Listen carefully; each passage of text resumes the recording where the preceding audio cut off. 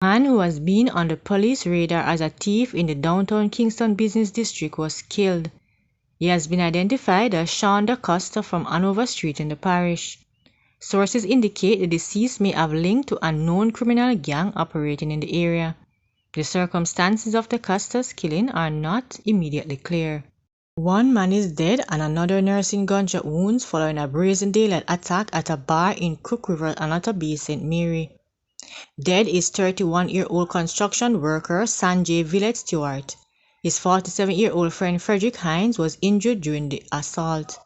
Police report indicated that Stewart Hines and Hines' brother Navarro, a member of the Jamaica Defense Force, entered a bar in Cook River on Tuesday, July 11, around 4 p.m.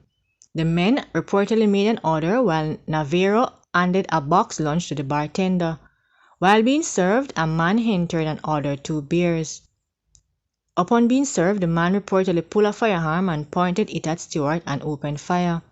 The Hines brother and the bartender escaped through the back door and fled.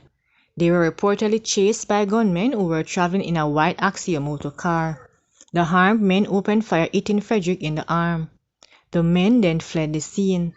Frederick was taken to hospital where he received treatment. Stewart was, however, pronounced dead. The Anata Bay police are investigating. Vaughn Poppy Johnson, one of St. James' most wanted criminals, was on Tuesday night fatally shot in a shootout with the security forces in Mount Salem. The 26-year-old, who is said to be a top-tier member of the Alliance gang, was wanted for several murders and shootings in the parish. It is reported that about 11 p.m., a police military team carried out an intelligence-led operation in Crawford Street in Mount Salem, which is under a zone of special operations, in search of Johnson, who was said to be seen at a premises in the community. On arrival at the location, the security team was reportedly fired on by Johnson. They returned fire and Johnson was shot. According to the police, a pistol was recovered from the body.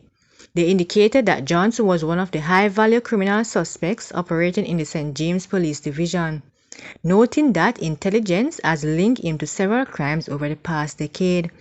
In anticipation of street protests over Johnson's death, the security forces are maintaining a strong presence in the area.